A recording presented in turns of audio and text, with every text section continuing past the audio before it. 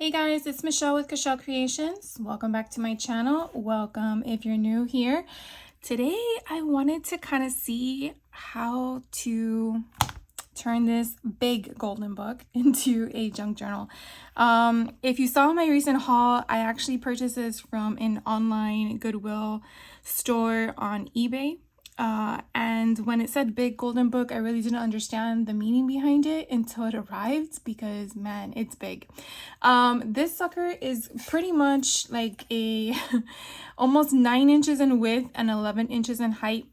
And I've never done one like this. In fact, I even went on YouTube trying to search for someone who's done one and I couldn't find anything. Everything was just a little golden book. So it is going to be a little bit of a touch and go in regards to how we're going to make this work, because I was kind of looking at the assembly to it and I'm really not sure if we're going to do it the right way in regards to my execution, but we're just going to give it a shot and dive right in. So basically, I am going to remove the guts of the book because we're going to keep the front and back cover. And so this one is not attached with a, wish I could zoom this out more, but it you can't even see it on camera. There we go. It doesn't really have a staple binding. So what I'm hoping to do, and even though I want to keep this page intact as much as possible, I'm hoping that we can just X-Acto knife this from it. And maybe, no, it has to be this one. So I kind of want to just break it apart, so to speak, but also take care because I don't want to go through the spine. At first I was thinking, oh, maybe we just remove the spine and make it bigger. But the nice thing about these big books, it actually has the title, there we go, on the side of the book. So I really want to keep that intact if at all possible. I never knew they made these big giant golden books. All right, I feel like there's some type of binding in here. I can hear it separating, but I don't want it to come through the other side. So let's see if I'm doing this okay. Also, I'm not sure up front how long this is gonna take in regards to how many videos. I really hope to have this done by November 1st, which is Dia de los Muertos, which is Day of the Dead. And so I actually just finished watching the movie because I wanted some inspiration. And I only saw it once when it came out, and for some weird reason, I just never saw it again. And then I realized, oh, that's how it went. If you've never seen the movie, you should definitely take a look at it. Okay, so there seems to be the separation. Again, I'm not sure. Okay, so I see there is a little like hinge. There we go. I just don't want to go down too deep.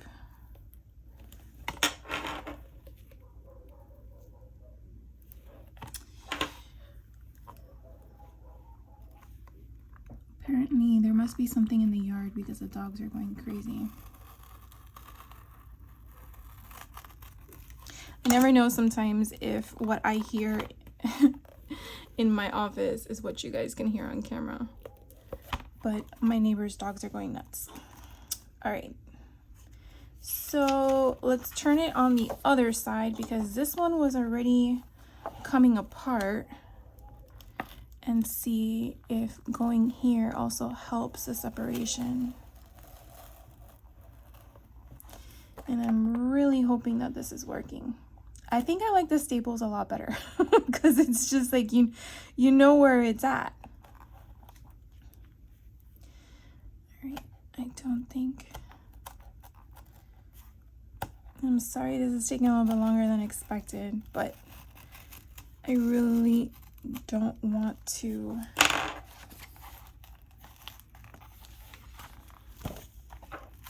Oh, perfect. Okay. So I have removed it all. As you can see, there's glue that's binding on that. So I'm just going to put it off to the side. And this is the part that I was trying to figure out how to make it work. I feel like it's still connected somehow. So let's see if I can get in here. See, because it's not going flat.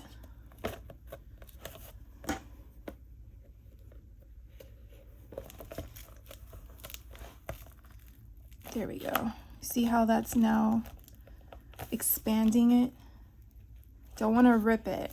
So there must be something like glue or something that's hinging it together.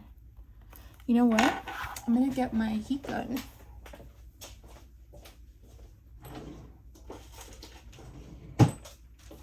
Last time we used a heat gun and it kind of separated the binding. So I'm wondering if that would help. So let's fire this sucker up and see if that works.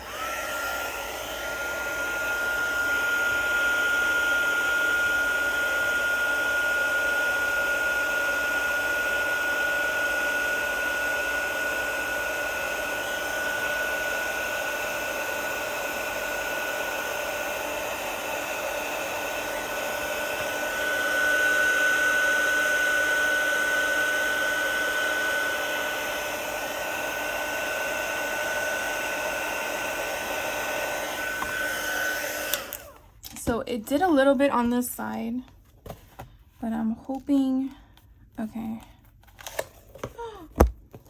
Look what it did, guys. Oh my God, it got glue on the thing. All right, so I'm gonna have to probably clean this up.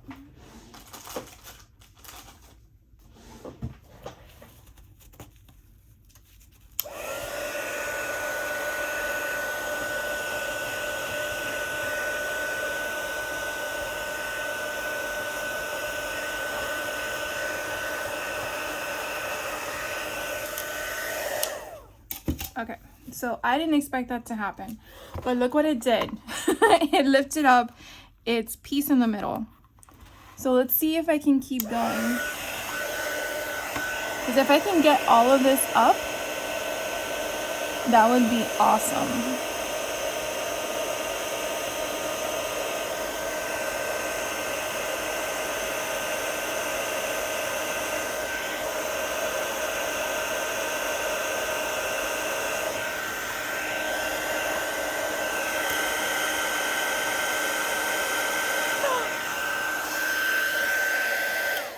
I was being too aggressive. Look at that. I don't want that to come up. All right, you see how it's widening the spine? Oh my God, this is so cool.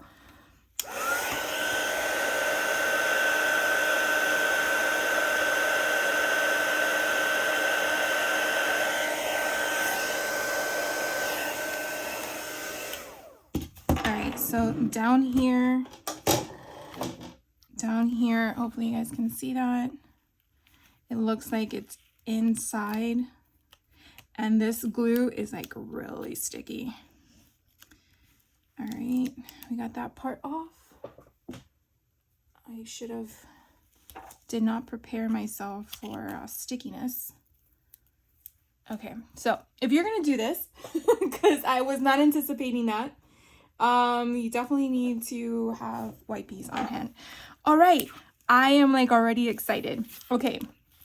So now what I want to do is I want to secure the spine like we've done before. So this is going to have the coming up like this. So you see how we're going to make that there. And then the same thing here.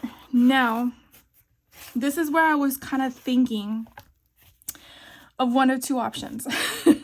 So with this one, I'm going to do the easy way because honestly, I'm not sure if I want to risk it. I might do it with the other one I bought, which is Zootopia, because I have 2 Zootopias and I only have 1 Coco.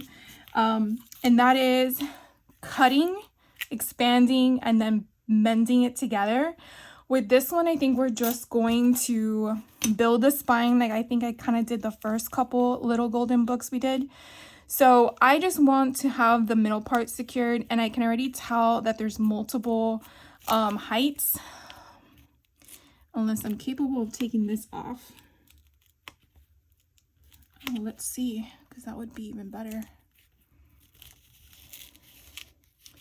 But I don't know if it's taking off. See how pretty that is? It says Disney Pixar Coco.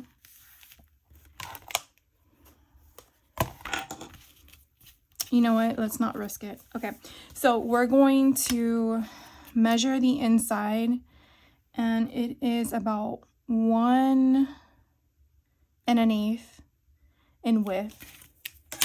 So I already have one here, and I believe the height, because it's not exactly 11. It's like 11 1/8. So I am gonna bring out my durable one here. Okay, so we said 1 1/8.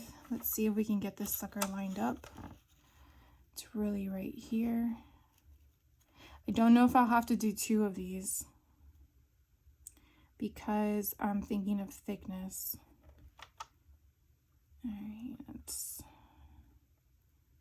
make sure it's lined properly. I'm gonna hold it down and slice it. Just measure it for kicks. So if I put this here,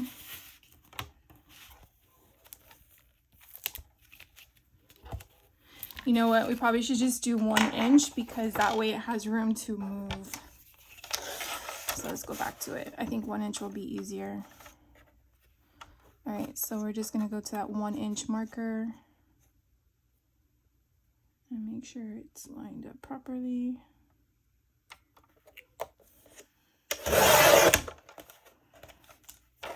And that way it'll have better movement. Yeah, because that way it's there. So what I'm doing is I'm building up the spine and I'm checking movability, because again, I don't want it not to move and open. I'm trying to just make sure. Okay, we're good. Now what I want to do is measure the height, and I probably should have used just a pencil. All right, so I want to go straight up to the top. So my nail and my board, the chipboard that I chose, and the book is exactly where I want it to be.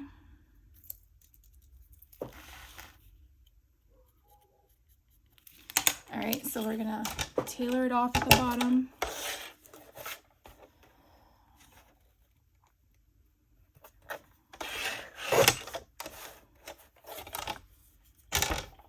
And again, dry fit it to make sure it works. And I hope it does. Yes, it does. Okay, the only thing that sucks, to be honest with you, is that we're gonna miss all this beautiful scenery because I have to cover this up slightly. But it is what it is, nothing we can do about it. So I'm gonna go ahead and I am gonna glue this or tape it. I don't know if I'm gonna have enough tape on this. All right, so before we do anything else, do I just need 1 piece? Do you think that's gonna be enough? I guess let's just do 1 and see how it will go. All right, so moving this to the side. I don't want it to get glue on the book and then I can't take it off. Don't want that to happen prematurely.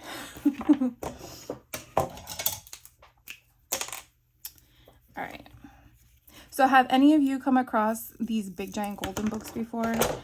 This has really been my first time, and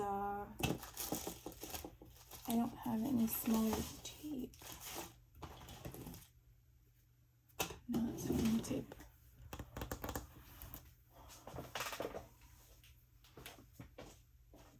Hold on 1 second. I gotta run to the other side and grab some tape.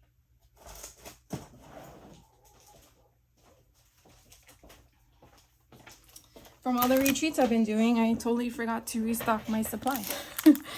All right, so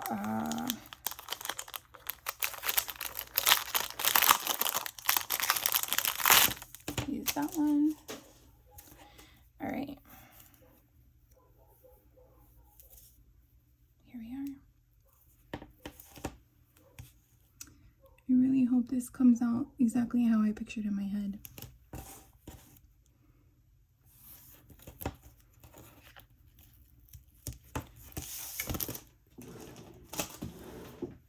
Okay, so what we're gonna do next is we are going to put this down, but we want to cover it with something. We want to cover it. So the paper pad I'm going to be using is actually the one I picked up last year from Michael's. It's Recollections, which is their brand, and it is the Day of the Dead collection. I honestly didn't know what I was going to do with this last year, but I just had to get it. I got it when it was on clearance, or not clearance, when they were doing their 75% off sale, and I just think it's so pretty. So they have like 2 sheets of every color, and so I'm thinking about what to do for the middle, and to also not trying to think. I want to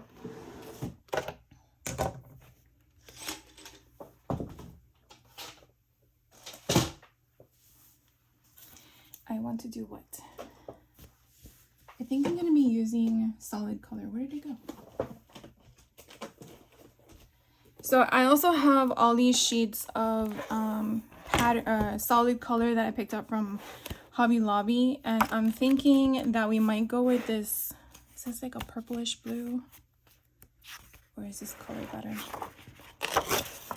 So we're just gonna put a solid color for the spine, and hopefully, well, this is an 8.5 by 11, so hopefully this will line up perfectly because it is 11, right? And it's gonna overlap.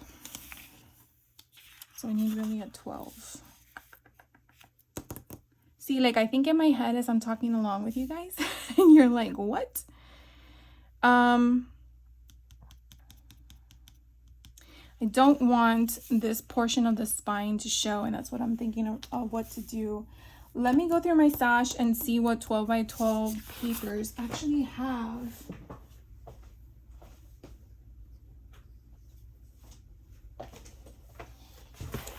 American Crafts cardstock that I picked up on Tuesday morning was around, and let's see if I still have a nice shade of blue. Perfect. Okay, so we're actually gonna go with this because since it's a 12 by 12, I can then wrap it. All right, so what we're gonna do is, this is 1 inch, and I actually want to have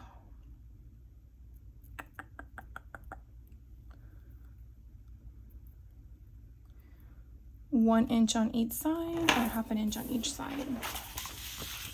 So if we do half an inch, that's what it's gonna look like. Let's do half an inch because if I want to put decorative material on it, then I can. So then what we're gonna do is we are going to cut it 2 inches in width, and then we are going to put it like that. So we need to then score it on half an inch. So what I do is I just use my paper trimmer and just use my bone folder. Probably should be doing this on the other side because that way, nope. That way we have the nice pretty side on the other side.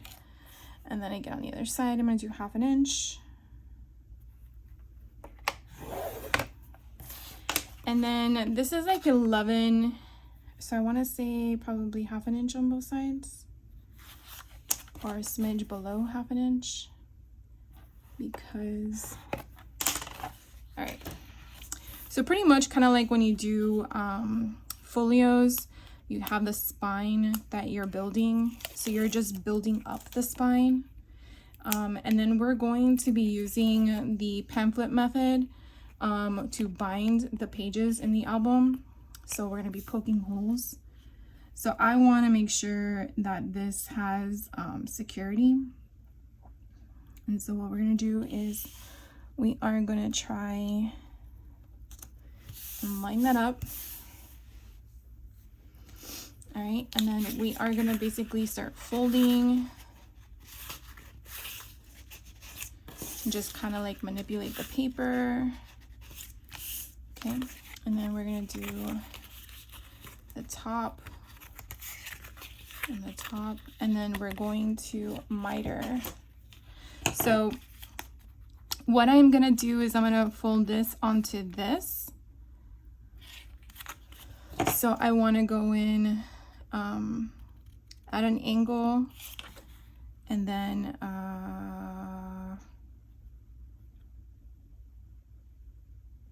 straight down.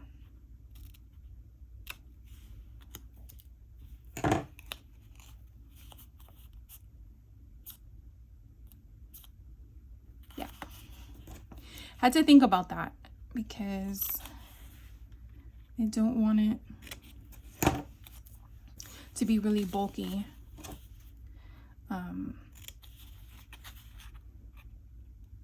But I want it to have some security at the same time, if that makes any sense. And again, I am just going on the fly with this one. I didn't really have time to do a trial run at all. So what I'm going to do is I am going to just take some glue and basically put this one onto this one.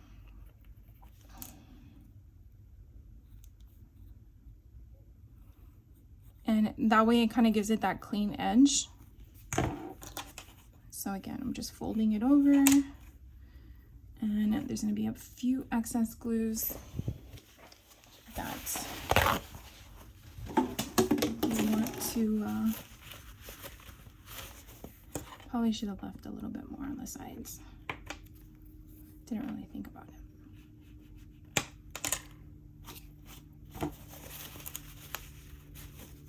That way when it goes on the top, you don't really see those harsh edges.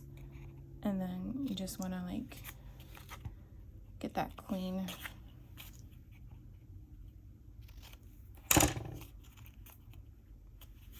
And then the same thing with this. So we want to just put the glue and then let it go up.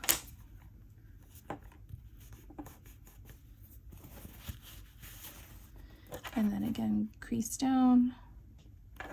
Probably should have left a little bit of an overhang. Probably should have. Okay, and then we're just going to fix my little boo-boos, which is like just get it nice and clean. We don't have that little butt sticking out. All right, so now this portion is actually going to go down, because this is going to be our spine. So we kind of give it like a crisp looking look. So where is the book? So here's the book, and this is kind of how it's going to go in. And that way this is going to be visually shown. Okay. So I can always add again some pattern paper or something on the side. But other than that, I think it kind of looks good. I mean, the color doesn't match exact, but it is what it is. So now what we're going to do is I am going to glue this again.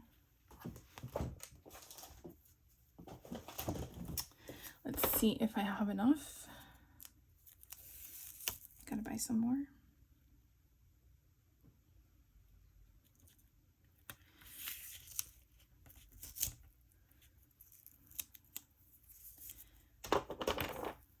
Then this one as well. And then we're gonna glue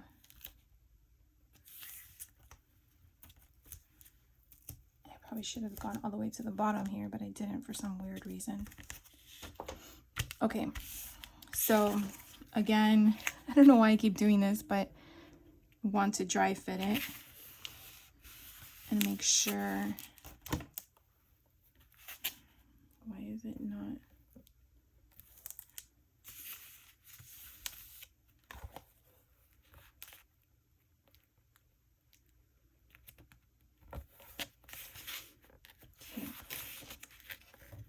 So this and this, I think I know why, because usually I just put my piece down and then I put this on top. Oh, Michelle.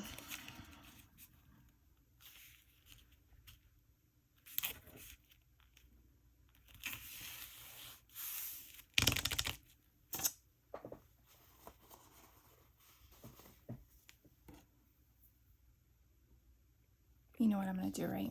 I'm going to pause the video. I'll be right back. All right. I thought I was going to redo the spine, but I'm not, because it dawned on me that, yeah, I'm not going to do it. So what we're going to do instead is I am just going to wing it.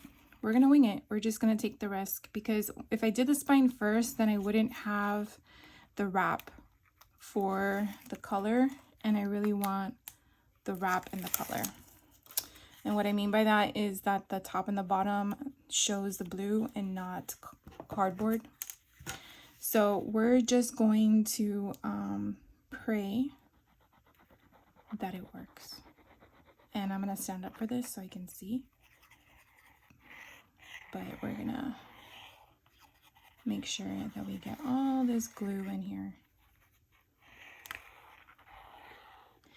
When I did my last retreat, I was gifted art glitter glue, and I really, really like it. I'm going to put some glue in here as well. Why not? Anything that helps. And go from there. All right, so here goes nothing.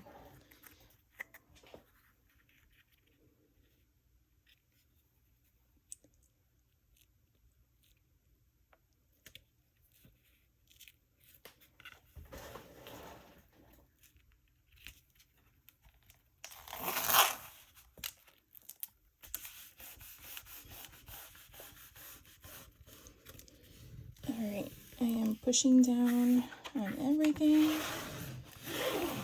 and I'm praying that it is there. Getting out all that excess glue.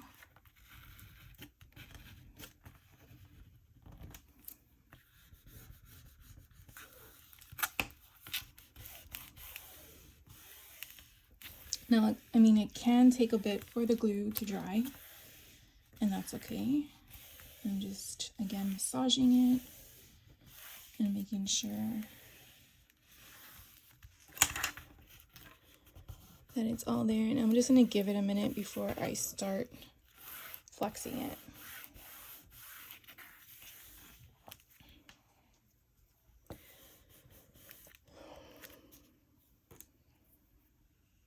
So what do you guys think so far?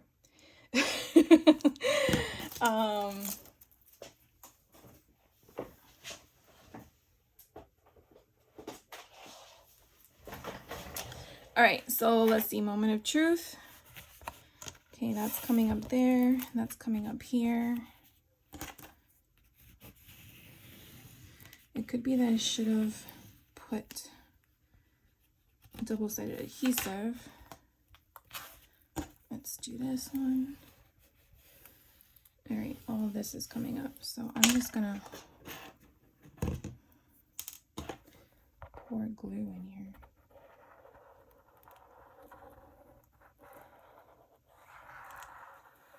It could be that I should have done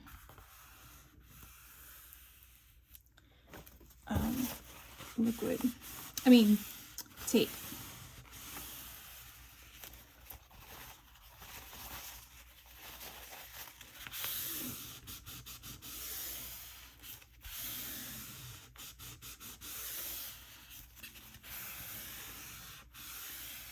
All right, I'm gonna give it a few minutes, and I'll just come right back in a few minutes because I'm pretty sure you don't need to watch me do this.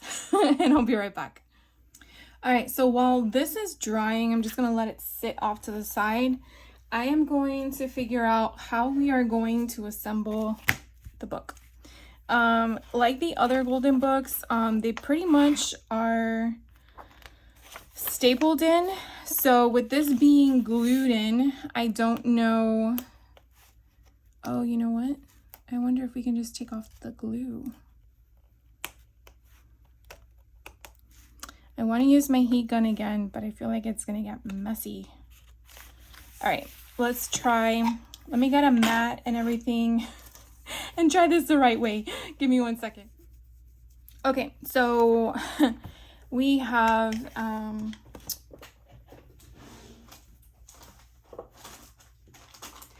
wipey, we have our heat gun, and I have some tweezers. So let's see if this works. I did get my mat, so hopefully if anything occurs,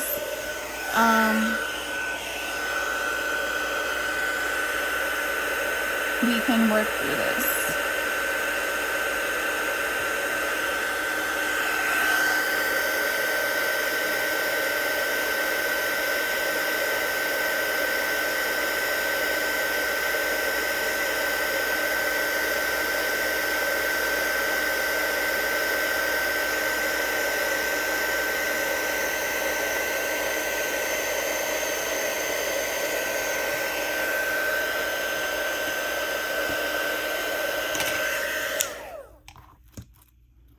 Awesome. Okay, so that helped took off the glue.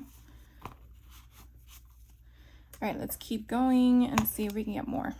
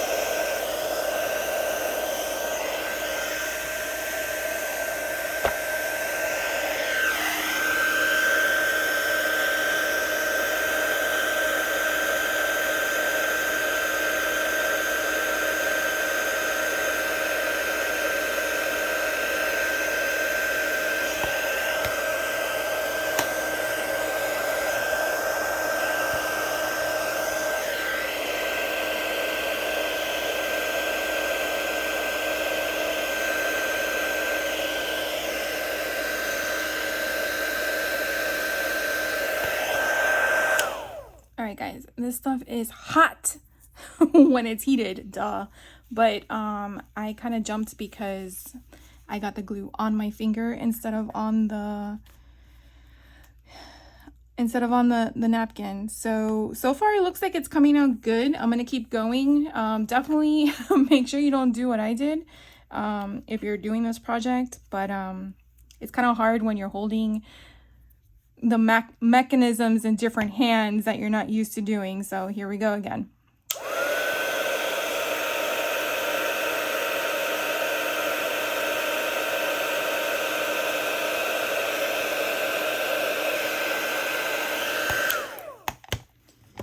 It's just so sticky. Look at all this.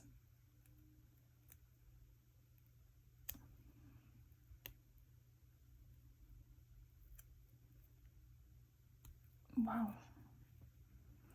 All right, I think I got all the glue off. Let's see. Look, I heated up my pad.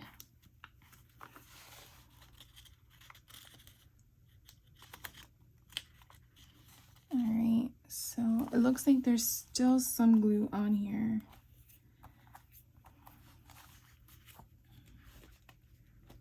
All right, I'm gonna do some more off camera so I don't bore you with me doing this, but pretty much it is working. I just gotta take some more off. So I will be right back. All right, guys, so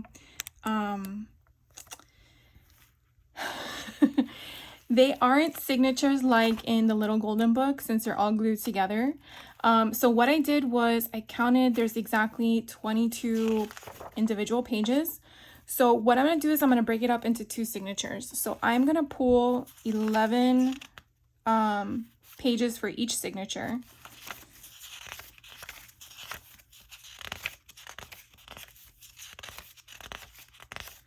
And the reason why I'm keeping the front page here is because the back page that has this, which is the same as the inside of the book, I can't get rid of that because that's the actual last page of the book.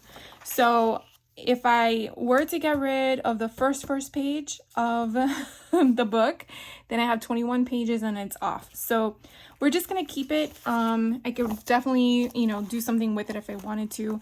The reason why I'm telling you this is because if we're going to make signatures, we're going to want to bind the pages to make it like a pamphlet where all the additional pages are going to then go into it.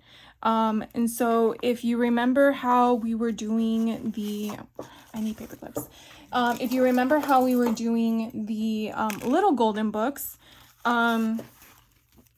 we then sliced a little bit off the side and then we mended it. Why did we do that? Because we created a spine. Because remember, we're taking from the book. So if we look at the book, this is what it looks like. Oh, I don't like that. Because it doesn't look like it's down all the way. It's bubbling. Okay, so note to self when I do the next one, not to do that. Let's see if I can manipulate it. So by going like this. All right, we got a solid piece, so nothing is bubbling. And then if we turn it around and we go in again, the same thing, nothing is bubbling. And I could definitely tell that I'm slightly off at the top versus the bottom, but it still closes. And so now the book looks like this, and I already see a tear at the top, but I think that was there already. So already a mental note for myself to watch this later, or for anyone else that's watching this now for later. We definitely want to build up the spine on the inside before we lay that final piece, because if you remember me telling you in the beginning, oh, there's a piece in the middle, I didn't take that out, and I should have, because now you can kind of tell that it's not flat. That bothers me. To me, that bothers me. If it doesn't bother you, then great. Am I going to redo it? No. But I am going to note that for future self. So with that in mind, let's go back to my initial comment. All right, I'm gonna have to play with that later. Why I'm saying that is because the pages are not gonna fit now. So here is the page, and you see it's gonna hang off. So we definitely need to shave a little bit off, because that way it fits on the inside and it doesn't overhang. So to figure that out, I believe last time, I think it was 1/4 of an inch or a 5/8 or 3/8. I think we did 3/8 and I said 5/8 on accident. So if we go like this, then we will have the book to be about, I want to say 8 1/4, because again, I don't want it to overhang. And as you build your spine, each one's going to be inserted one at a time, and it's going to bulk the middle. So I'm going to say that we definitely want to have 8 1/4 or 8 3/8 to be no more, but I'm gonna shoot for 8 1/4. So to do that, what I typically do in that situation is we would number the bottom. So numbering each page kind of make sure that we're in order, because you never know, a fur baby may come on your desk and drop everything on the floor. That's happened to me plenty of times. Or you get interrupted with a phone call and you forget where you're at, and then you get confused, and then you got to read the book. So peace of mind, let's just number the pages.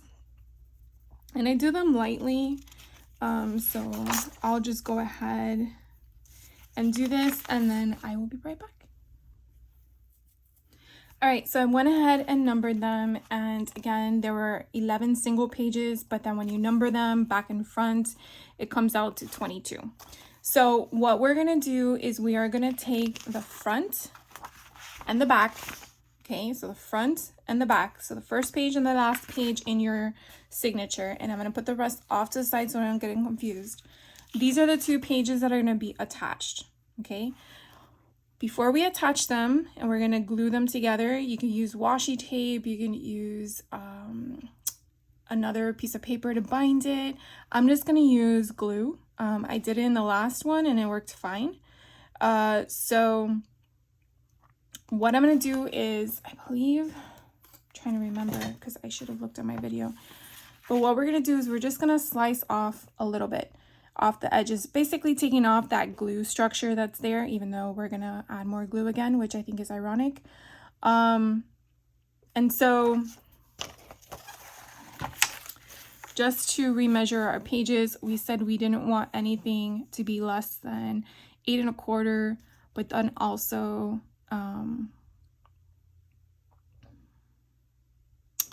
we're just gonna go 1 notch between the 1/4 and the 3/8, whatever that number measurement is. And let's see if we just do it from there. Okay, so again, this is my first page, and I'm gonna do the same thing. And again, I'm turning them upside down because I'm taking it off the glue portion. And again, going in between that number,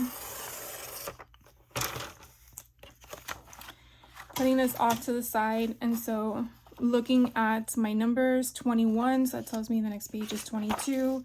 And looking at this one, this is page 1. Sorry for shaking the camera. I'm gonna put it this way because I want to glue down the side, and I'm a righty, so that's why it is upside down. I'm actually gonna use Barely Art glue because this one has a smaller nib, and hopefully I can go in a straight line. Would be very helpful. I don't really want a lot. I want very, very little in regards to the amount of glue, because the sole purpose is just to adhere it. It's not to do anything more than that. And then I'm going to try to get it straight, and then I'm gonna push down, and any excess glue can come out.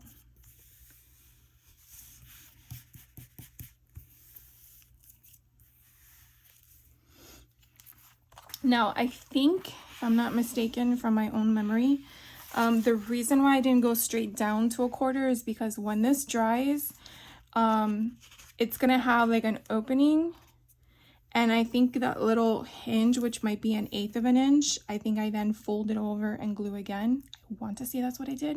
All right, so what I'm gonna do with this is I'm gonna flip it over and put it to the side, because that was my first insert. And I know it's gonna get confusing, and I'm really sorry. This is the best explanation I can give to make it work. But that's why I suggest to number your pages so that you don't get lost. So again, we're gonna take the first top page, so that should be your page 3, because remember we numbered front and back. That is also important because that helps you figure out which is the back page and which is the front page, because remember we're taking off the glue, so you're not gonna know what side had the glue, which went on the inside of the book. So this is my back page, putting the rest off to the side, and then we're gonna attach these two as well. So I'm going to do this one with you guys one more time, and then I'll do the rest off camera because I'm sure you don't need to see me do it over and over and over again. So again, I'm going in between the notch of the 8 1/4 and 8 3/8. Whatever that notch number is, I am not good on the 16ths. And I'm just basically slicing it off. And then again, doing the same thing with the paper that's supposed to be bound to it. And again, between 8 1/4 and 8 3/8. And always measure twice before you cut. Of course, I tell you that and then I don't, but better safe than sorry. Okay, so now I'm going to glue these two together as well. Sorry for the noise. All right, so again, I'm just going to go straight down the side as close as I can to the edge.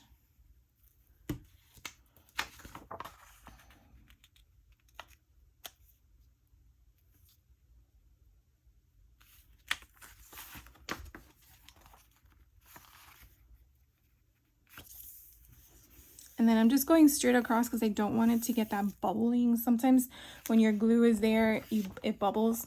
All right, I'm flipping it over and I'm putting it next. So again, I'm doing the same thing. The first one on top and the last one at the bottom now. And I'm going to do the same thing. We'll do this one more time. Even though I said I wasn't going to do them all with you. All right, again, we're going to go in between the 1/4 and the 3/8, and that's where we're going to cut.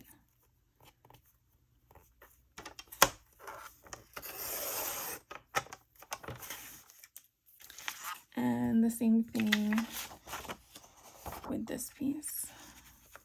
So between the 1/4 and the 3/8. So 8 1/4 and 8 3/8, whatever that notch is in between. And again, we're going to glue them together. I didn't move them, right? Okay. Just making sure. Following my own rules here, my own tips. And just going straight down again. Just gliding your hand all the way down. And then putting this on top of each other, making sure they're aligned. This glue really stays, so you definitely want to make sure that you don't get any cat hair with you, but you also get it in a perfect line. And then again, I'm flipping it over and I'm putting it there. All right, I'm definitely going to do the rest off camera and then I will be right back. All right, guys, so I have done my 2 signatures. The second signature I actually did before I did the first one because I want to share with you how we're going to get to this point. So as we were basically securing the pages by gluing them on the side from the front and the back, I realized that, yeah, I didn't calculate correctly because I didn't have even enough pages. Probably should have put one more in the back of the signature than the front. But it is what it is. I already had glued everything down before I got there, but you'll see what I'm talking about when I share with you the second signature. So this is what we're going to do together in the first one, but I just wanted to share with you how I did it. So you can see how the books are now like a pamphlet or a pamphlet style.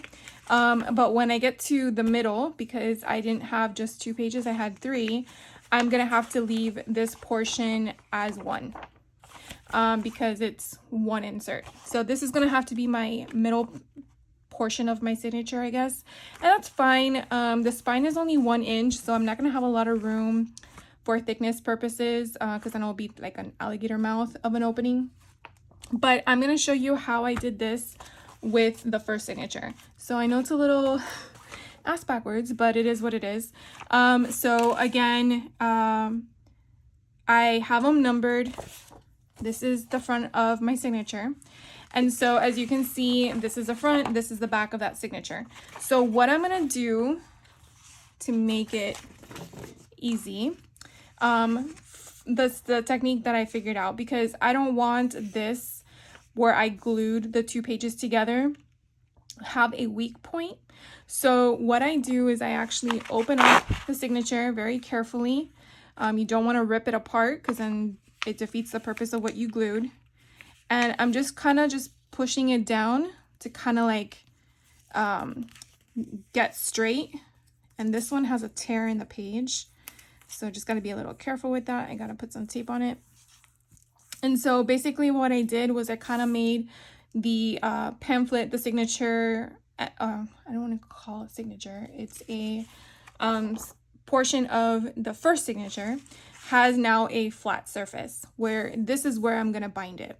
So to keep that there, as you can see, it has now a, what do you want to call it? It's not a gusset. It's like a little floppy thing. So you could do one of two things with it. I just fold it in. For some weird reason, it's very thick. It's not like how it used to be on my other ones. Let me try this one more time. Can I go further out? Maybe I just glued it. Okay, here, let's go a little bit closer. I definitely don't want to have too thick of a fold over. So that's why I am just checking that one more time. And I don't want that bubble to get in the pages. All right, I feel like that's as good as I'm gonna get. So again, I have that crease there. So now that I have that indentation, I'm gonna take glue again, and you just need a little bit to just go straight down, and it's just to get it going. And then you're basically gonna fold over and you're going to just go straight down to where it had that crease that you already created. And hopefully it doesn't give you a problem, because it seems like it's giving me a problem. Come on. And then what you could also do is open it up and make sure that it is working your crease. And again, I'm just trying to make sure I don't get that bubble. I want the page to be straight when it opens up flat. And then again, it just help manipulate. I don't know what it is about this. I think it's because the paper's broken. And you can also use your bone folder to make sure that glue dries close. And again, by doing this, you're just basically securing that hinge. So now you open it up and now you can bind it. So now this is the first page for the thing. And we're gonna do the same thing with this one. So hopefully this one has a better outcome than the first one. So again, I'm just gonna carefully push back where it's going to at least the crease of where that glue stopped. That's why you kind of want to just do a small bead of glue. Anything thicker, then you're gonna have some issues. So again, you saw how it had that crease. So what we're gonna do is do the same thing. So put a bead of glue all the way down. I mean, you could probably use double-sided adhesive. I don't know if it will work any different, but you could definitely try it. So again, just doing that, taking off the excess glue, and then making sure that it works perfectly. And voila, you should. This is a lot better. I think it was just because my page was broken. So the beauty of this, you again just created your pages. You're going to insert them in that second page. Let's do the next one. So again, we're just doing these. We're creating our book basically. And this helps us so that way when we're ready to put it in our book with the pamphlet method, or if you're going to use elastic twine, or if you want to sew it, whatever method you want to do, this kind of helps you when you're working with 2 pages that you want to secure. I mean, at least I've so far feel that it works. I'm sure like there's other ways out there.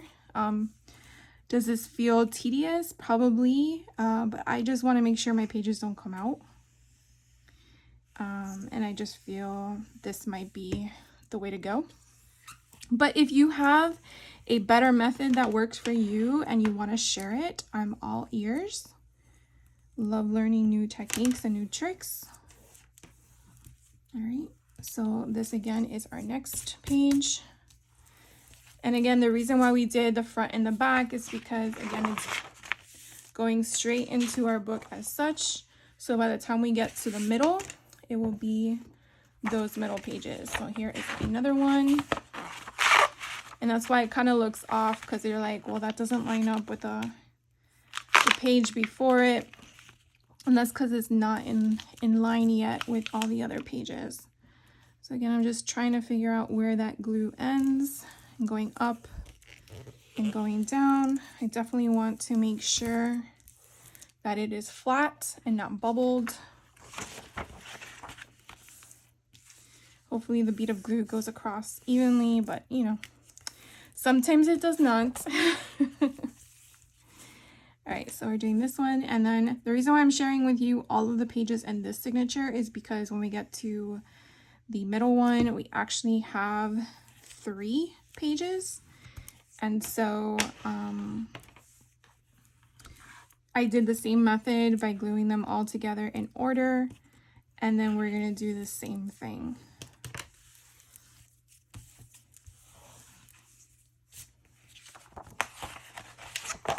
And then again, it is done that way. All right, so I think this is the 3rd one. Yeah.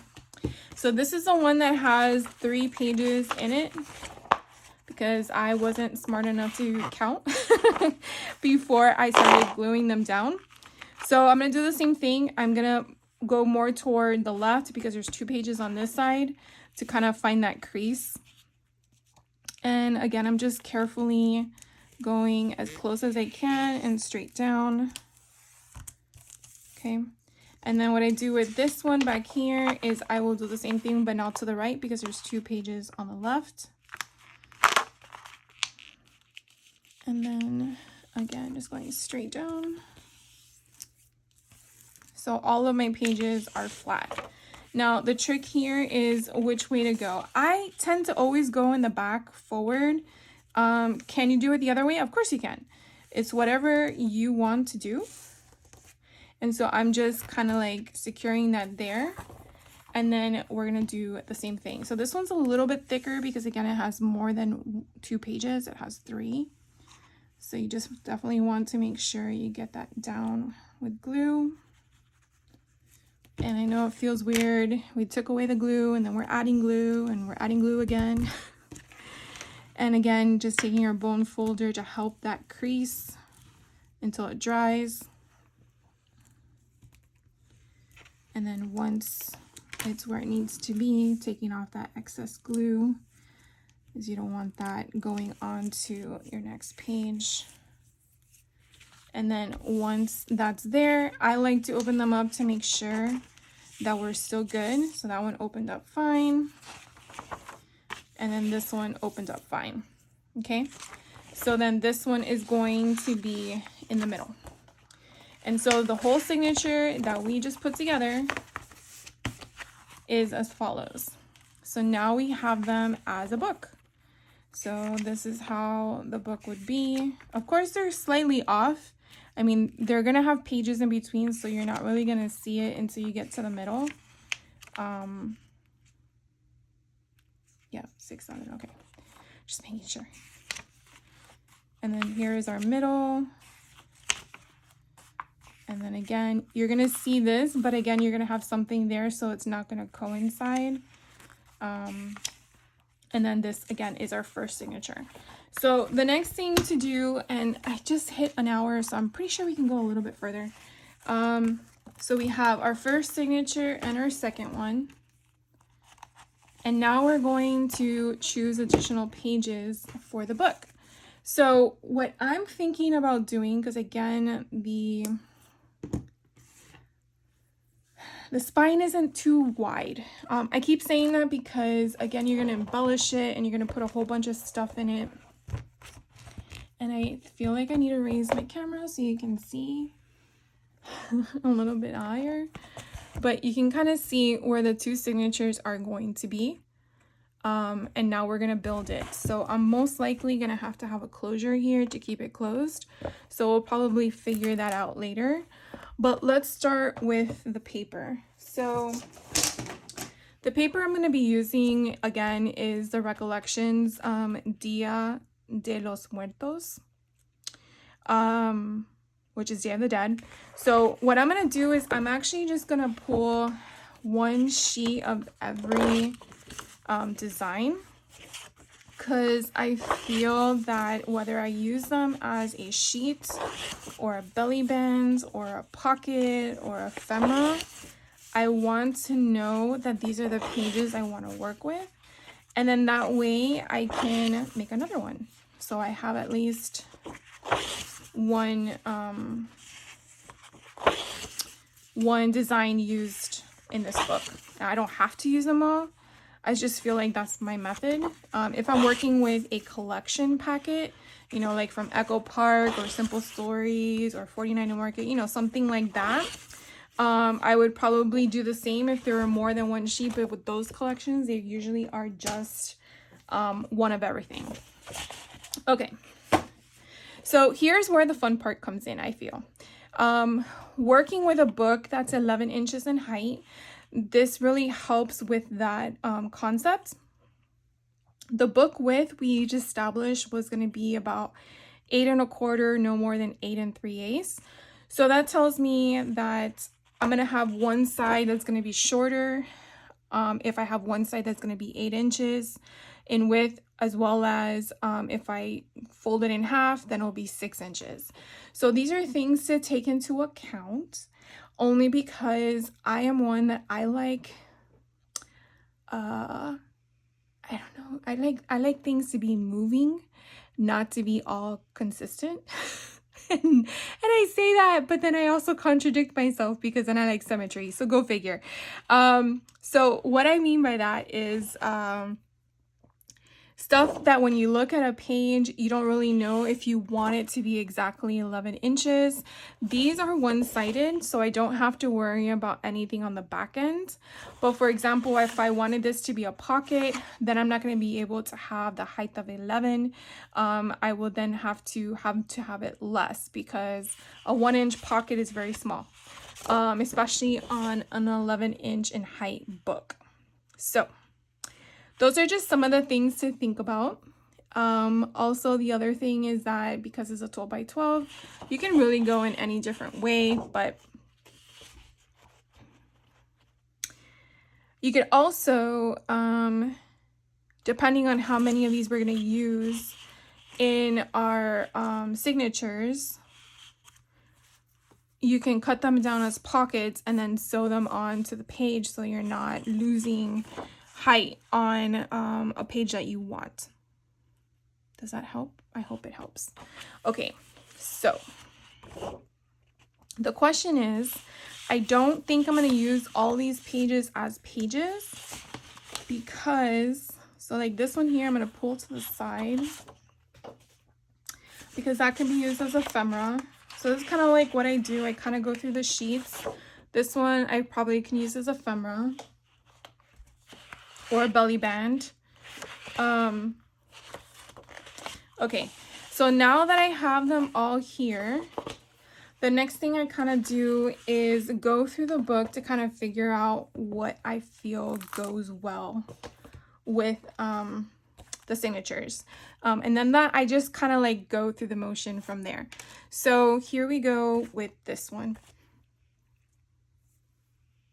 Another thing as well that I probably should also mention is that we can definitely use smaller cardstock. You can just fold it in half. Again, it's going to be smaller, or you can offset it by creating something on the side, and then you have it longer on the other side. Again, it's whatever you want. There's just so many moving parts. What else?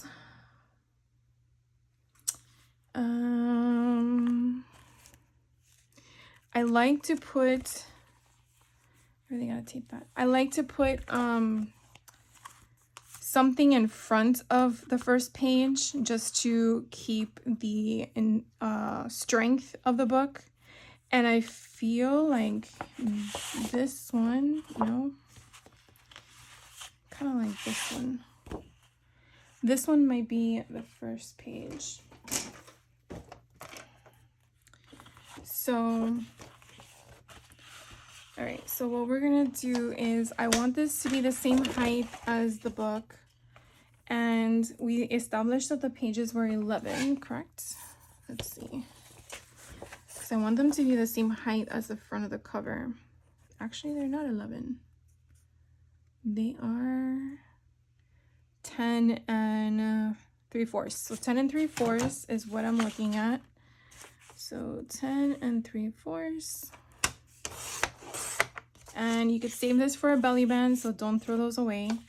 Now the next question is going to be, I want this to be the full length at the front, and then I want to have the piece on the back.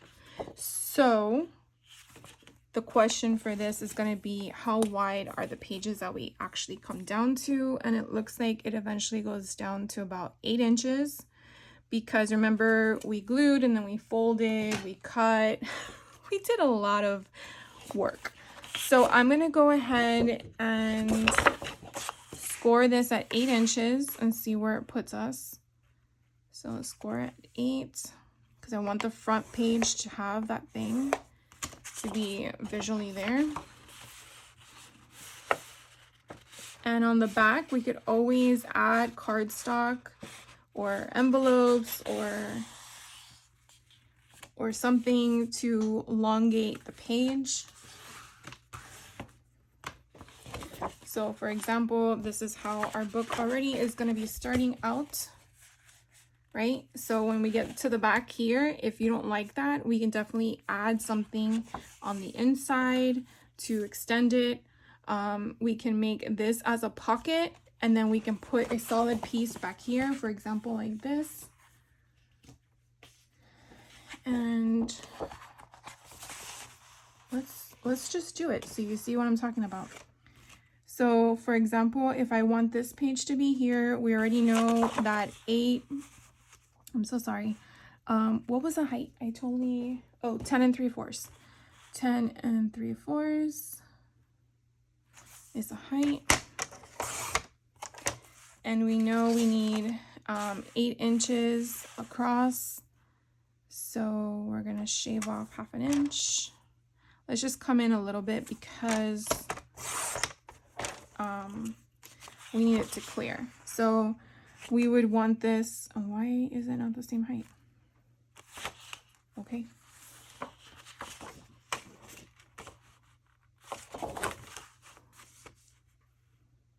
Okay, I did 10. That is the weirdest thing. I guess it moved on me. It was like a hair. All right, so here we go with the height here. So because this pattern, because this paper has the textured on the front and it doesn't on the back, something you would just have to think about as to which way you would want it. This has to, remember, we're gonna create a pocket here. Look how pretty that's gonna look. We're gonna create a pocket here. So then the question is going to be, what's the question? The question is that we want to make sure that we're only gluing 3 sides. So you can use liquid glue, you can use double-sided adhesive, which I'm probably going to be using, mainly because I don't want the liquid glue to make it smaller of a pocket, not like it would matter. Sorry for the extra noise. So this is where we're gonna have the inside, right? We just discussed that. And I am going to use, I believe this is 1/8 of an inch. And I'm just gonna go up.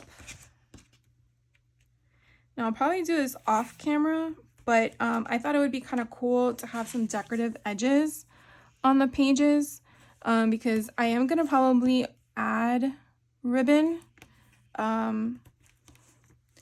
And I'm not sure on which pages I'm going to do that for, but I like doing it on the front and the back. So we will see what conspires from there. Remember, I'm just doing this on the fly, so I honestly have no idea how this is gonna go, but so far I kind of like the way it's moving. And I probably am gonna eat my own words and do more than one pattern paper for this book. I might use both patterns, both sheets of the same design. Oh my god, I can't speak. So I mean, I hope some of this stuff helps with figuring out what to do if you get stuck. Sometimes you just gotta take your stuff out and figure out, like, put it with it and see, does this work? Does this make sense? So I am trying to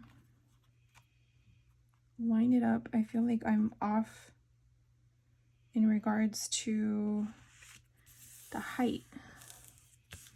I think I need a new paper trimmer because I've been saying this for a while, but I think my paper trimmer is crooked. All right. So now, if I wanted to, here is my first page. So here is the front. So we can definitely do something here. It's big enough now that we can do that compared to a 6x8. And then when we go through it all, and then we get to the back, oh, look how pretty this is. Again, if you wanted to tie them together, you could definitely create a belly band if you wanted to. But I'm gonna actually save this for like the white pages like this. Although I could probably add another pocket here if I wanted to, or a belly band in any different format, or a tiny little tuck spot. But like I kind of shared with you in the little candy box books, I find that it's easier, or no, it's not easier. I find that it's helpful if you can truly create everything on the inside, the signatures, before you put it in, along with before you sew, if you sew, because once it's in the book, it's harder, in my opinion, at least for me, to create the pockets. Now you want to sew. I just find it a lot easier. So unless you're going to use the elastic string to put your signature in and not sew it, or hand stitch it in with the pamphlet method, then obviously you can have the capability of bringing it in, bringing it out of your pages. But if you're not, and this is your first time, which I totally understand you being overwhelmed, because I was too, definitely do your research. Look at a bunch of different people and how they do different techniques and see what works for you. I will admit that sewing in my signature, the first time I did it wrong. And so far my pages have not come out, but I'm pretty sure eventually they will, because I did not lengthen my needle stitch and it's like corrugated. It's like little tiny pins. And then after that I was like, you know what, it's not for me. I like to hand stitch it. I do 3 points. Some people do 5. There's no right or wrong way with that. It's whatever you feel comfortable with. And so I prefer that method, but depending on what book you're creating, like I did one for my nieces, I know that they're going to want to move things around because, you know, they're 10 and 11 years old. So it's different for that design concept. So I had it as elastic and I didn't have it sewn in. So again, it's your choice. I'm going to go ahead off camera and I'm going to choose some more pages. And I will be back. And then I'll end this video with that, with the signatures, and then do another video showing you all the trim work and stuff like that. I don't know how many videos this is going to be, but I'll try to do them back to back, because if I was the one watching, I hate waiting. I'm very impatient. So I try to do that for you guys because I wouldn't want to wait. Anyways, I will be back shortly. Sorry for the chit chat. I like talking to you guys. So I will be right back. All right, guys, so I went ahead and I put together my 2 signatures that I'm going to share with you what I assembled. But before we do that, I'm just going to share with you what I used so that you'll see throughout. So remember, we grabbed the pages from this collection. I, in fact, only used 1 sheet from everything that I pulled. And what I have left over are these 4 sheets of paper, 2 from just the basic collection print, and then these 2 hopefully for ephemera usage. So that's what I have left of all the 12, I think it was 12 pages that we pulled. And then also what you'll see in here is I had purchased this from Five and Below. Wasn't sure what I was going to use it for, and I thought it would go perfectly with the crystals. Just kind of like, it's not really tying in to Day of the Dead, but I just like the color concept, so I grabbed that one. This one called to me. It's a coloring book, more mystical things, but you'll see how I used it. Then with the movie Coco, you basically have some music components to it, so I grabbed one of these music books I had. I also went through my highlight collection, really, that my sister had given me, and I just pulled out some of the imagery with pictures and the colors that kind of like pull from the pages of the book. And then I had actually purchased this last year from Michael's during their I don't say it's clearance, but when they're going through all of their Halloween decor, these are actually doilies with skeleton faces on them, and I thought it was perfect. So again, it's in bakeware, but yeah, who would have known? So I got that last year. And then again, this that I picked up from Hobby Lobby, I just pulled some basic colors to kind of extend the pages, because as we discussed earlier in the video, folding a 12 by 12 is not really going to give you 8 inches on each side, so we had to manipulate the pages. So with that information, I'm going to share with you how I assembled it. Typically what I do is I try to have the first signature match the second signature in its formation. That's just my way of doing it, just the way my brain functions. You obviously have your choice to do whatever you want. When creating a junk journal, there is no rules. It's really what pleases you. So I'll just share with you the first signature. So this page we actually did together. And so what I did was I added a pocket here to just add some more tuck spots and things like that. Then this is the page from that, what is it called again? From the crystal book. I was gonna say gem, and it's not gems. This is from the highlight page. And again, I'm just trying to pair with the colors for right now. I haven't sewn anything in, so anything can be moved around, which is why I kind of go through the process just to make sure. And then here we get to the first page of the book. Then we have a music page. Then we have the beginning of the book. Then I have here exactly what a 6x6 page, a 12 by 12, a 12, whatever. You get my concept. I folded it in half, gave me 6 inches on one side, and then I created a little pocket. I wanted it to be in the center of the page, but you can move it up, move it down, however you want. I just like to kind of break up the scene. Here's where I have that doily. Now, I did not glue it down, but it is a little fragile in the sense that it could probably tear. So it's really up to what I end up doing with it, because I'm probably going to keep this book as to if I'm going to glue it down here or leave it as is. But what I did was the other pockets were more like basic pockets. So I felt like, oh, this would be kind of cool if I create a tag to go down. So I kind of did that little circle punch to make a notch to make sure that I remember that there is a pocket there. And then to extend this pattern paper, I added a basic color, kind of tie in with the color scheme of the collection itself. And then what I did was I made a little flap. Now I could fold it down if I want to. or I can leave it as is. I'm not sure yet how I'm going to play with that once I start embellishing. And then again, a book page. Here is where we have one of those coloring pages. And I just felt like the spells and the potions kind of like, again, it's not witchery, but I just felt like it kind of like correlated in some degree. Then it being blank here, it's perfect for journaling or just placing pictures, whatever you'd like to do.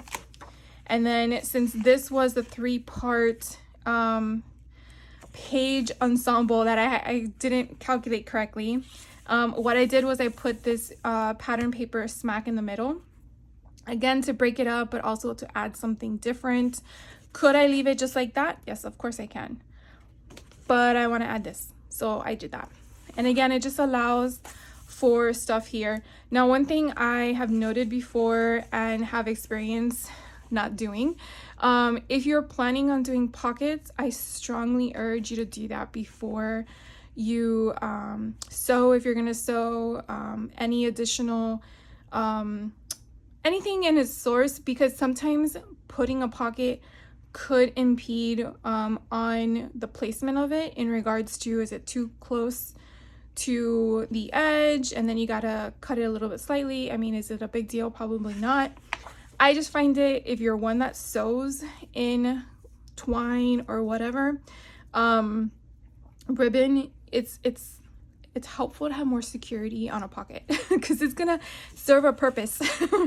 And then here is the back page. So again, we're just going through the same first signature.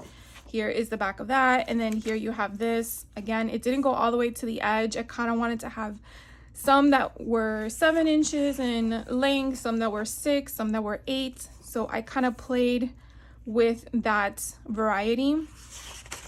I also feel like it adds character to the book. So as you can see, this one's exactly 8 inches to match the book. I still got to tape that. And then here is that highlights page. Again, I don't know, I felt like it kind of went because he does, well, does he go on a bicycle? No, I don't think he goes on a bicycle in the movie. But anyways, they're kids, so why not? Of course, it would be fun being at the beach. And then that sums up the first signature. So we have on the back another side pocket. So there's a lot of movement in there. And then the second signature, I kind of mirrored exactly like the first one. So you'll see I have my first page has a pocket. I have one of the crystal pages. I have a highlight page. And when I saw the kitty cat, I'm like, why not add it? And then there's some reference to music. So again, I just kind of like took here and there and kind of added to it. Marine biologist probably has nothing to do with this movie. But again, put stuff on top. Just because you see that, don't be deterred by using a page, because you're eventually going to cover it up somehow. Or if you don't like it, you can kind of go like this and then create another tuck spot if you want. So just something to think about when you're kind of working on disassembling another book to put into one book. Sometimes we can't control what's on the back of the page, even though you wanted to use this page. So as you can see, this is actually page 31 and the back is 32. But when we get to the other side, it's 10. So I actually reversed my pages because I wanted this to be here. So again, it's really, you kind of gotta play and manipulate the stuff. So then again, we come across the next page in the book. We have a music notation. And again, I just grabbed whatever, but it kind of correlated with some of the colors.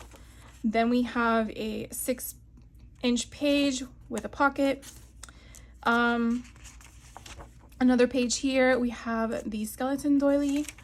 And then this one, I did the same thing with a pocket insert at the top. And then had the same function where it has a flip. Again, I'm not sure what to do with it yet. We'll figure that out as we embellish. And then again, a different type of coloring page. This one was actually in the opposite direction, so I made it shorter first instead of shorter at the end. And then we get to that 3-page insert where we got to find the middle, which is here. What I decided to do, because remember, we took the pages apart, we glued them back together and then glued them again. it kind of looks like his hand is so tiny. So to kind of take away from that visual aspect, since it's the center of the book, we're gonna put that there. Just my choice. I don't know if I want to move it up. No, I kind of want to move it here. So he's kind of like peekaboo. I will have to figure out when we do the stitching to bind the signature to the book as to where this goes, because I've already experienced it once and I don't want it to happen again, where if you put it in the middle and then your top and your bottom aren't securing this piece because it's too short, then it doesn't have a strong hold, and so I don't want that. So I might move it a slightly down to pick up another notch, so it has 2 notches securing that in instead of 1, because with 1 it's kind of easily, you know, you mishandle it, it falls, and then it comes off, and then what? So just something in my mind that, am I gonna mishandle my book? Probably not, but you never know what happens. So anyways, and then we have this portion of the coloring page that has a full 8 on one side. And then again, it's just ties in, you know, just ties in. I don't know what to tell you, but to me, it just works. And then this is the other page with these fun skeleton dudes on the side. I don't know if I want to color them. I mean, they look cute white, but I feel like it needs some color. What do you think? I think it needs some color.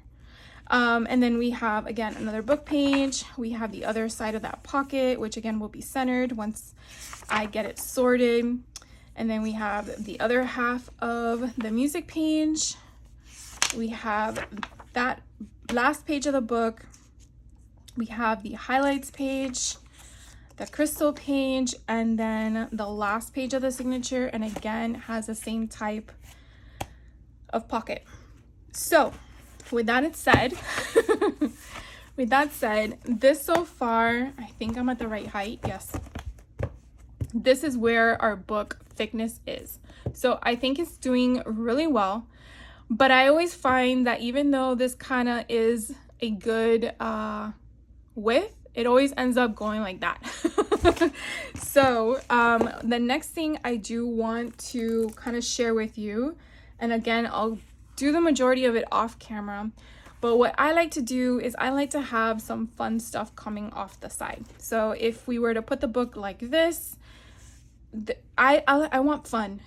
So what I tend to do is I go through my ribbon collection and I just figure out what works, what goes, do I like it, do I not like it, and I kind of put it on the same pamphlet. I say pamphlet because to me that's what I feel it is called, but it's basically the same sheet. So one whole page, right?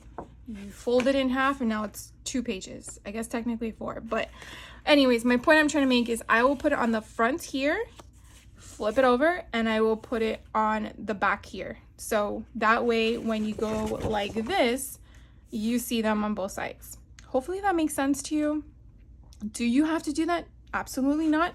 That's just the way I like to do it. I think it's pretty that way. It adds bulk, and it adds some, I don't know, funness. So what I've been doing lately is I have been spinning my ribbon so I can reduce the bulk of spools, but I really feel I hurt myself because I think I need to try to find a different storage, because these things are just not height wise working for me. So what I'm gonna probably do, so like I see this color here goes with that. I like this one. Let's see, I want something with fluff, you know, like happy fluffy stuff. So nothing else in there calls my attention. I do like the pom-pom. I don't think we've used pom-pom trim, so I'm not gonna know yet where that's gonna fit, but we can try it. The fringe is kind of cool. So I'm just trying to pull stuff that might go, that I feel like maybe I haven't used. No, that's too dull, at least for this one. So like all this frilly stuff, but I already have that black. I don't want to do too much black because even though it's Day of the Dead, I don't want it to be on point. All right, and this one is all Halloween. I don't want that either. Okay, so you can't see it, so I'm gonna switch it. So this one here, I have different stuff, but see, I like this black lace, but I'm not sure because, you know, like their dresses and stuff from the movie. Now, there is a thing we could do because I'm thinking about it already. I have the Tim Holtz Spritz and I have the Tim Holtz Distress Spray. And so there was a book that I couldn't find the right colors. And so what I did was I basically just made my own color. So I went through all of my color selections to figure out what color went. And then I just basically sprayed my material and then it turned out like that. So I'm going to pull this one because I think we can do that. I think we can do that with this one too. Ooh, look, we have this one in white, but I feel like we need like color. Like color. Are there any purples? We can grab that one. So I kind of just go through them. I just have so many. I really need to figure out a better system. And then I have like a big giant tub on the floor right now next to me. So I recently picked up this one from Michael's. And I want to say a green would be cool. Ooh, this one's pretty. Maybe we don't have to dye anything. So this green is pretty. Ooh, this purple is pretty. Forget this purple.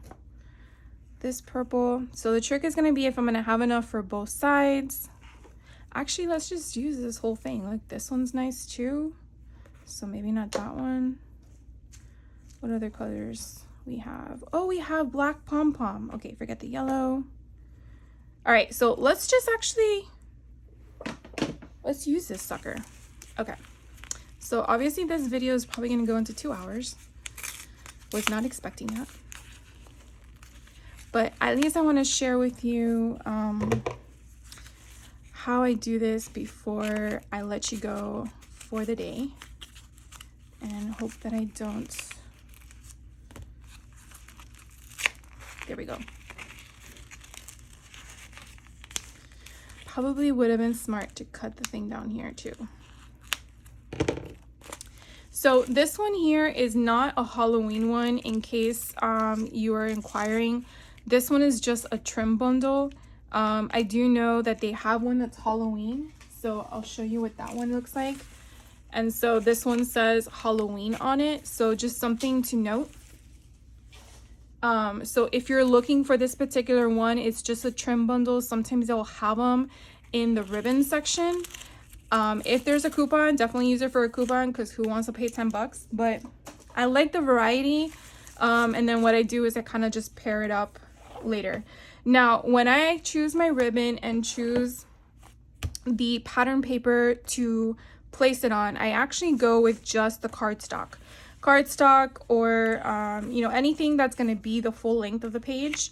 I might do these, but it might be like a thin one, like for example this, because I don't really want it to add a lot of bulk on the inside.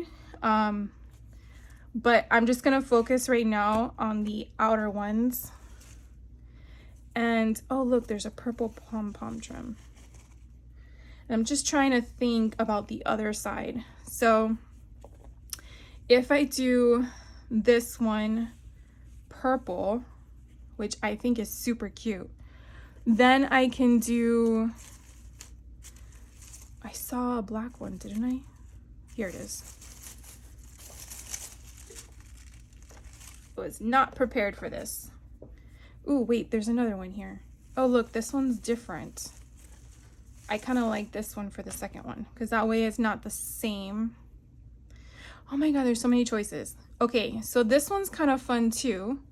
So again, I'm thinking as I'm working, so this one would be for the front of that one.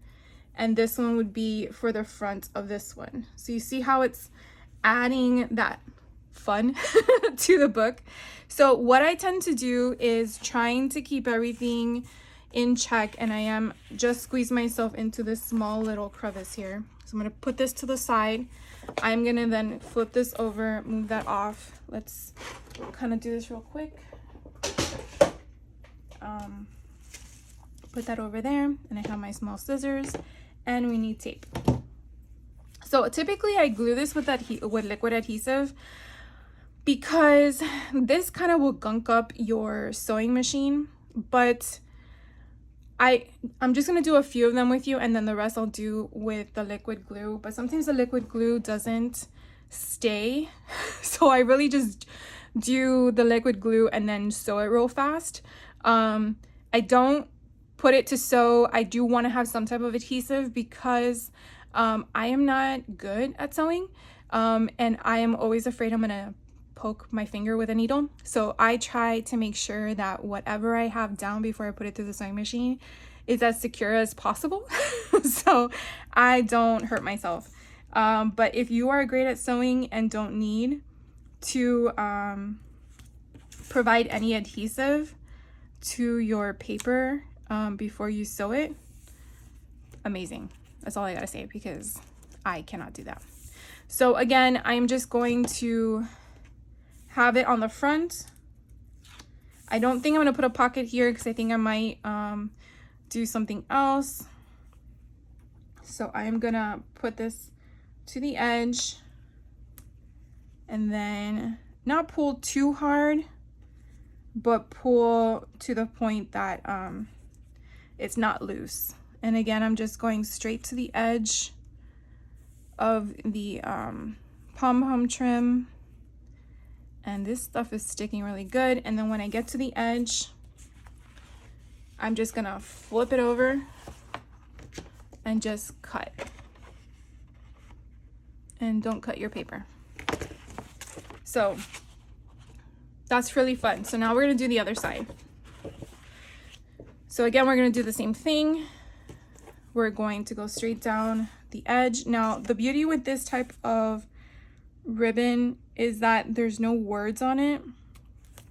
So if you're working with something that has words, definitely figure out how you want the orientation of those words to go when you're working on both sides, because since I flipped it over, I'm obviously not working on a side that is in the right direction. All right, and then make sure that that's down, peel that up, and now we're gonna do the same thing. So I'm just gonna go here at the top. And again, I'm just walking it down, making sure my pom-poms are on the outside of my page. Now you could just do one side if you want. You don't have to do both, but I will tell you, if you're able to do both, do it, because it does add, look how cute that is. It does add a lot of fun. Now, when you sew it, I just choose whatever color ribbon I want, or yeah, ribbon. This wasn't aligned properly. So if I want black, I just use black for everything. But you can do whatever color you like. So you see when you open it up, you're seeing it on the opposite side. So now I'll just show you, even though this is only one that I've done, show you what it looks like. So you kind of see, it's not hanging out yet, but you kind of see all the fluff. And I don't know if it will, because we didn't make them too long, but it's gonna be kind of fun. All right, so let's do a few more before. Okay, so this one I might use fabric. So that's another thing I didn't share with you. You see, there's so many things I want to share with you. So what I'm just doing now is the ribbon on the edges. But if you have a small page like this and you kind of want to break it up, then what I would suggest is go through your fabric stash if you have one, or if you have clothes you're donating to Goodwill, instead of donating them, rip them up.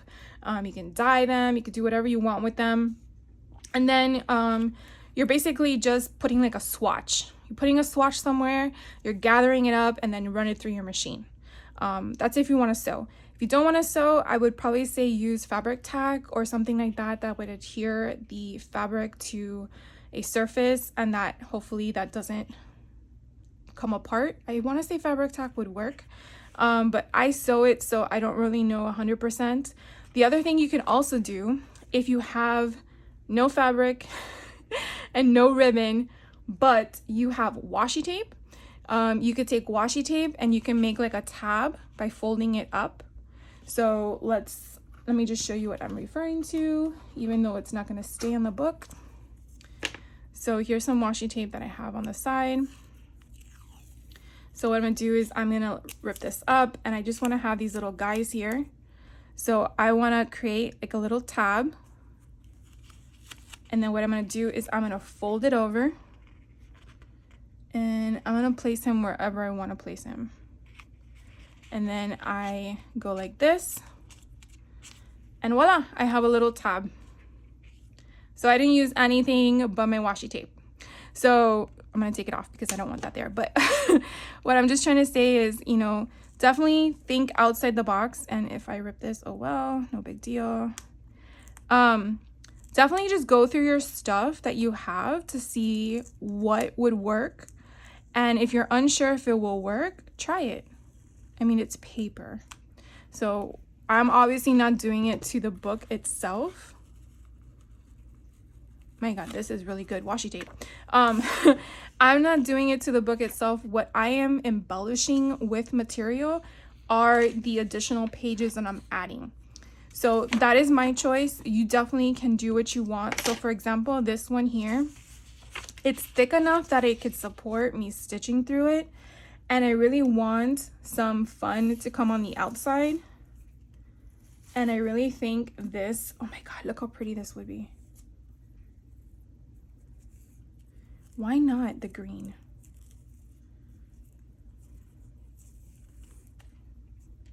Look how gorgeous. Okay, so stuff like this, when they're wide, what I tend to do, because I'm gonna put the glue, run it down the edge, I can manipulate this width to go a 1/4 inch from the edge of it. I don't have to come all the way in. I can come to as close as I want to, so I can leave this hanging out. So that's what we're gonna do in this one. So what I'm gonna do is I'm gonna pull this page out. If you don't know where you're gonna leave it, go sideways so you know where you're working. And again, I'm gonna do it on this side. So what I'm gonna do is open it. So on both sides it's gonna have it. And why not? So I'm gonna just put it straight down the middle. Now this is different type of paper. It's not cardstock. It's more like, I would probably say 65 pounds because it's not like copy paper either. All right, so I have that completely down, and I'm going to take off my tape, and I'm gonna find where I want it. And so I'm just leaving again a I want to say probably maybe 3/8 of a width there. So hopefully you can see that. Of course, I see a cat hair, which it never fails. All right, so then what I do is I flip it over, and I'm gonna try my hardest to go in a straight line. There we go. Now, this is what I find like so fascinating. Maybe it's just me. So I want to match this up. I think it's kind of neat when you can do that. So what I'm going to do is I am going to put down the edge again for the back side. So again, this is folded in half, but this is the back side of the pamphlet, the fold. All right. Okay, so just to show you, this is the front. It's gonna open inside and it's gonna close, right? By the time we get to the other side. So what I want to do is kind of match this up, and this is what I mean. So I really feel like I have to iron this, but going here, you see how I'm lining it up to the notch. Now, does it really matter? No, because you're probably not gonna see it, but I know it's there. Now, that one has that little slat there and that's bothering me. So let's see about this side. Okay, this side is a little better, although I have to iron that.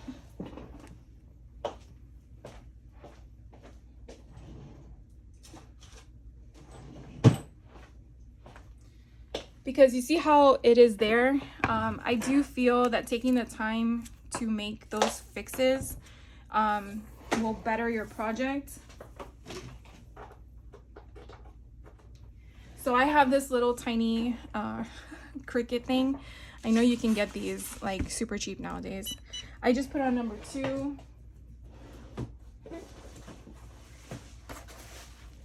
And then I have one of these heating pads, again, for the Cricut. When they go on sale on Joann's, they're very easy, or it's very helpful to have. But what I want to do is I kind of want to take away that creasing because it just irks me. So I'm pretty sure gonna need this whole piece. So I'm just gonna wait for it to warm up real quick, and then once I feel that it's warmed up, we're just gonna like move it to the side. I'm not gonna really press it. I just really want it to kind of get flat. And I really feel that it kind of helps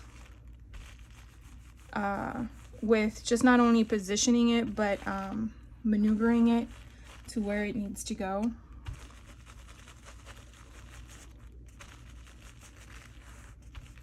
And it just looks so much better. Now I'm not sure what kind of material this is, so I'm just kind of like just moving around the heat, and it still hasn't even gone off yet. But you can tell the difference with what I'm doing as it is. Let me see, right there and right there. So look, it didn't even get hot enough for it to go off. But anyways, so I'm just gonna move that off to the side. So here we have a flat piece, which to me is so much more easier to work with. We're gonna bring this back over, and now we can line it up.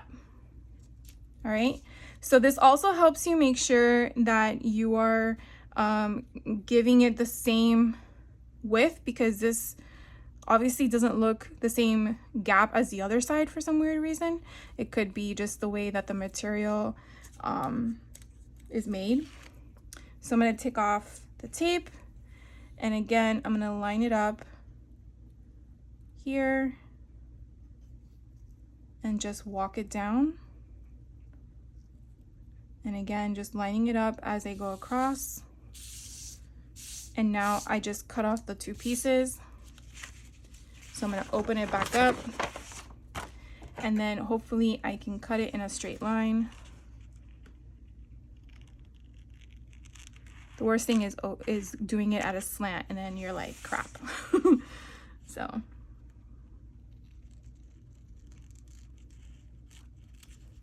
perfect. So look, I have like a whole, so you got like 3 of these things for this type of project. So now let's show you what it looks like. So this is gonna go in here, right? And then this is the other part of the signature. You see, like, this already came off. This is why I like to run it through my sewing machine. So look how pretty it looks now. I love it. So let's show you what it looks like in the book. So once it's sewn in, so now we have some fun fluff. So that's how I'm going to continue going through all the pages to figure out which ones I want to add stuff. So that kind of will help you figure out what you want to do. Like this one here, you know, because it's inside, I may not want to do something bulky. And I had a piece and I don't know what happened to it. But let's see, we haven't done black yet. This is kind of pretty, but dainty at the same time. Now, here's another thought. You don't have to go all the way up, right? Let's say you just wanted to go right here and that's it. Could you do that? Yes, of course you can. I'm trying to think if this is the one I want to use. I know I showed you the purple one, but I feel we already did purple here. I don't know if I want the silver to come out. So another thing we could probably do is, instead of going bottom to up, we can go like this. I don't know, I kind of like it just all the way. But I have done it where I didn't have the full piece and then I wanted to do something different. All right, so I'm gonna do this one with you and then we're gonna call it. I keep saying that, but then I keep you here still. All right, so here we go. And we're gonna do this one. So I hope you guys are having fun with this. I really wasn't expecting to do a full tutorial on this book. I was thinking of just doing it and then sharing with you my final project. But when I realized that there was like nothing on YouTube about these big giant books, I was like, maybe if anyone else out there is thinking about doing one, they want some inspiration or some help, and why not, right? I don't mind sharing all the fun things. So again, I'm gonna take this ribbon, and because it's small, I'm just gonna go where I can have that little design peek out, which I think would be so cute. I mean, look how cute that is. It's like if you just took a border punch. And then we're gonna cut it. Now we're gonna do the same technique that we did on the other side. So if you can kind of see, I'll zoom you guys in. You can kind of see the border that's off to the side.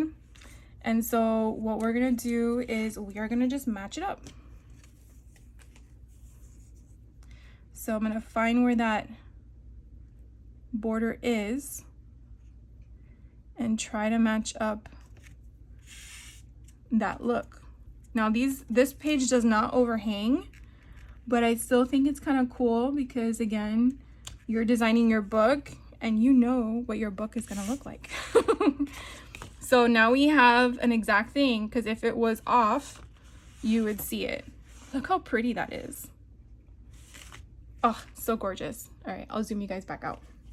So this is gonna go in here, and I just feel like, oh my God, look how pretty it adds. I didn't even realize that. It adds to the thing. So now again, we have this page. I'm probably gonna find a swatch or something to add here. This, we're not sure what we're gonna add to it yet.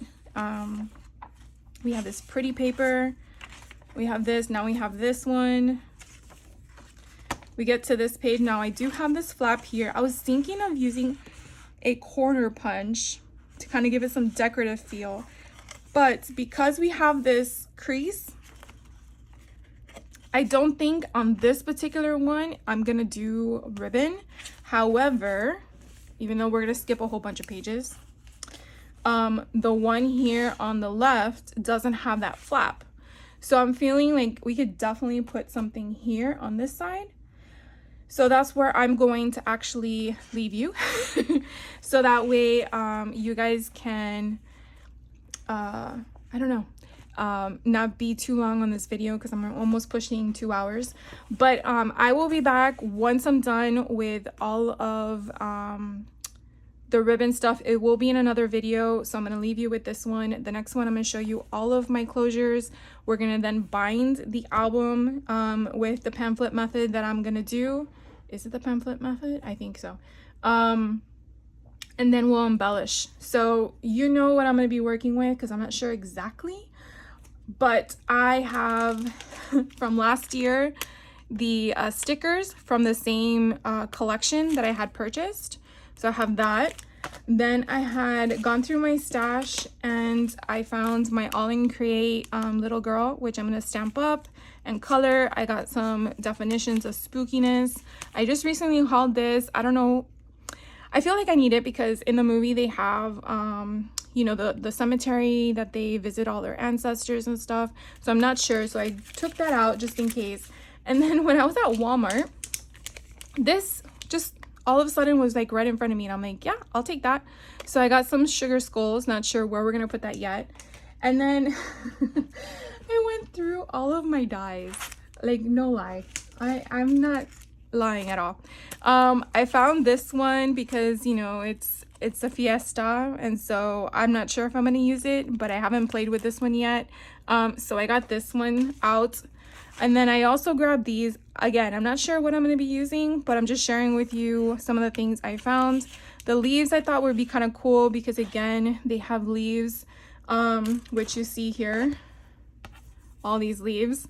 So I'm not sure if I'm gonna use them, but I thought it would be cool to kind of add to those blank pages at the bottom. Then this one I grabbed for the banner, nothing to do with Easter, but I just saw the banner and I thought about it. This one is banner dies. Again, I'm not sure if I'm gonna use it. Hearts I got because there was a portion of the movie that had, I think there was a bunch of hearts in them. I'm not sure. So I got this one because I have it in my stash. This one, again, embellishments, not sure yet. This one for rosettes, not sure yet. This one's a doily, and then a frame. That's what I'm not sure about. This one because I'm not sure if we're gonna need additional pockets.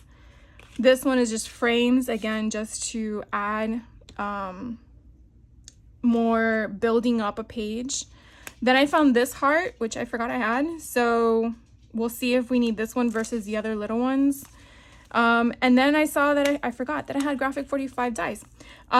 So I just grabbed some of these. The time thing, I just felt like, because when Sun rose, if he wasn't back home, then he could stay in that world. And again, I just felt like you never know if we need it. I found more doilies. This one I forgot I had two heartfelt creations, so this is a good die to have for the tags. Then another pocket one, as you can see. Not sure yet what I'm gonna use, but like I always tell you, go through your stash first to see what you have accessible before going out and buying something. Says no crafter ever, right? Anyways, thank you guys for hanging out with me. I know it was a longer video than expected, but I'm having so much fun with you guys. So I will catch you in the next video. Hopefully it will be after this one. If not, it will be the following day. So hopefully you're okay with that. But I hope you're having a great rest of your day. Thank you again for hanging out with me, and I will catch you in the next video. So take care.